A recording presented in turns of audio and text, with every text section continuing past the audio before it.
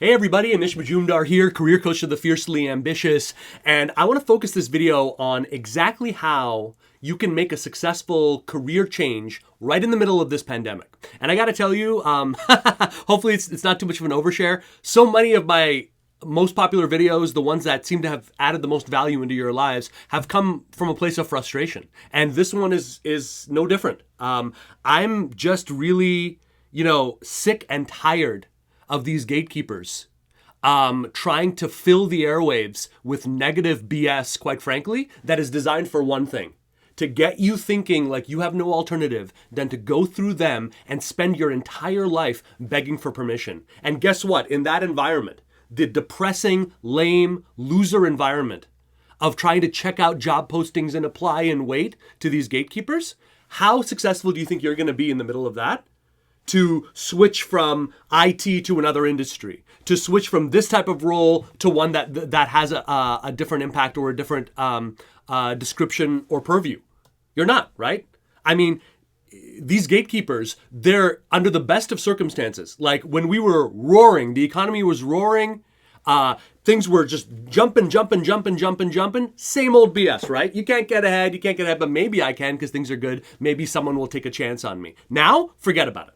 Like, it'll never happen right now if your strategy and your methodology is based around trying to win the favor of these low-level, risk-averse, fear-based gatekeepers. Won't happen. So what will? What will actually enable you to do this? Because here's the thing that they also don't tell you. This has been one of the most ridiculously successful years for individuals to move forward, switch industries, and get what they've always deserved that has happened in the last 5 to 10 years. Not despite the pandemic, because of the pandemic, because people are feeling defensive, because people are feeling uncertain, scared, unsure. Businesses especially are never going to be more receptive to taking the right risk on an individual. So let's talk about that, okay? And let's talk about exactly what you can do to start activating that to make this happen. Because please rest assured, the time to leap is right now. Not next month, not next year, not the year after that, okay? Not when things quote unquote get back to normal. Now is the moment. Now is when you have the attention. Now is when you have the eyeballs. Do not squander it, okay? So number one, in terms of making a successful career change, okay, in this environment, do an end run around these gatekeepers, okay? So here's what I mean. Instead of targeting, like, let's say I'm trying to get into luxury retail and consumer goods, and those are the industries that I'm focusing on, right? So do not start by, for example, jumping on LinkedIn and doing a search for recruiters who handle that. Start by asking yourself, who is most feeling the pain of what I solve at the highest level? Okay? So for example, let's say I specialize in revitalizing workforces, building cultures, making sure our talent, we retain them over the long term. We can grow with the company. We can keep them here and defeat that, 1 year I'm out, 2 years I'm out onto my best role. The people who are basically in your company for no other reason than to add that nice thing to their resume, right? How do we eliminate those people and bring the right people in so we can grow in the right way? If that's what I specialize in, what I should be asking myself if I'm making a career change is not who the gatekeepers are, but who's most feeling the pain of that. They might not consider it to be a talent issue, but what happens when you are running a company and you are constantly watching your back? There's no loyalty, there's no trust, people are leaving everywhere that they can, and they're all about me. How does that affect the culture? How does that affect our decision making? How does that affect the success of what we're doing? And most importantly, who are the people at the high level who are most feeling the impact of that? Those are the people who should be number one in terms of who you're building relationships with, who you're looking to add value to, who you're looking to get on the radar with, and who you're looking to generate and create and solidify offers with. They are the only ones that you should be thinking of. And do the best that you possibly can to ignore all of the distractions, okay? Let me give you another example that just goes to this in doing an end run, okay? If I'm in talent and I'm building out talent, I should not be speaking with other people who specialize in that. Just like I should not be spending all of my days talking and chatting with career coaches, right? You don't ever want to be targeting also people who are so close to you that there's a conflict of interest, there are a potential conflict of interest. And for most people, that means aiming high. Aim high and aim for the people who are most feeling the pain. Okay, another tip that goes into this doing an end run around the gatekeepers, okay?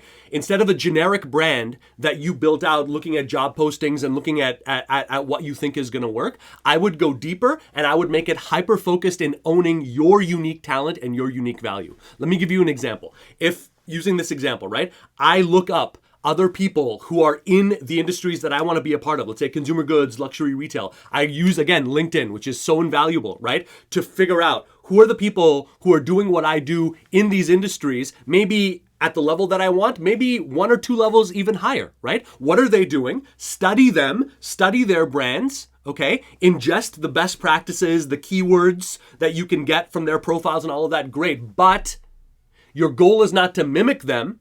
Your goal is to understand them so you can also understand what to highlight that sets you apart. Let me give you an example. If I'm going into industries that are facing massive disruption, and I'm not an insider in that industry, but over the last 8 to 10 years, I've jumped from industry to industry, company to company, startups, small and medium-sized ones, and I've dealt with all sorts of problems. Guess what? I'm uniquely positioned to take care of that. So if the competition is doing one thing, what I'm doing is I'm saying, yup, I'll take what's relevant, but I'm going to make sure at least 30 to 40% of my profile, my resume, my interview approach is about highlighting what's not there, what no one's talking about, what no one wants to. And that's your unique value. That's what you need to identify and leverage through every piece of your brand from here until the offer. And if you don't have an answer about what sets you apart, that should be question number 1 that is answered. Because if you aren't bringing something that an insider has, you have no call. You have nothing to bring to it. So you got to answer that question. And chances are, if you're looking to make this shift, you already know it. You know, maybe it's never been verbalized. Maybe it needs a little bit of digging to ask yourself, what are the areas where I align? What are the areas that I differentiate? But really start promoting that uniqueness, okay? Third, in terms of doing an end run, okay? Instead of being a passive interviewer, think about active evaluation, okay? Think about if you were there and you were just getting started, right? What were the questions that you would ask? What are the questions that you can ask about the business, the decision making, the culture, the talent, right? Their personal dreams and hopes, right?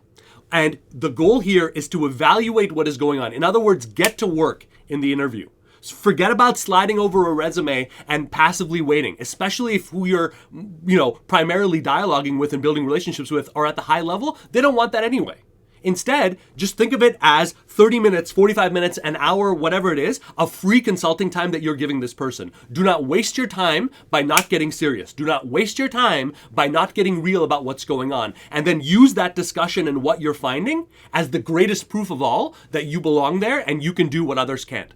Right? It's about shifting what you're doing in that interview, okay? From being the best to actively evaluating, sussing out, and looking to lend clarity no matter what, whether there's an offer involved or not. That's what separates the men from the boys, okay? So here's another one, okay? Tip number 2, add value without asking permission, okay? Engagement on LinkedIn should be huge for you, okay? You should be sharing posts, sharing ideas, standing for what you believe in, right? You don't need the permission of an offer to do that, right? Calls. When you're on calls with anyone, the goal should be to add value, at least 2 to 3 nuggets that they're not thinking of no matter what, regardless of whether it goes somewhere or not. Again, you don't need permission to do that. Add value without asking permission. There is no successful career change unless we first get the sense that this person is going to be moving forward regardless. So we better get on this train or we're going to miss it. Tip number 3, okay? Always be asking yourself, why not? Why not? At the beginning, wide funnel, okay? Anything that's interesting, you're pursuing. And as hiring activity starts generating, then you could start closing it down. And in those decision-making moments, asking yourself, why not? Why not? right? Finally, last point, okay? Paint insiders as the enemy. What are they absolutely getting wrong? Highlight that. Paint yourself in opposition to that. That is incredibly, incredibly powerful for getting that traction that we're looking for, okay? If you need more help and advice, hop over to helloanish.com right now. I've got a masterclass to teach you, and I've got more career tips and videos that you're not going to get anywhere else. Have a great day, guys.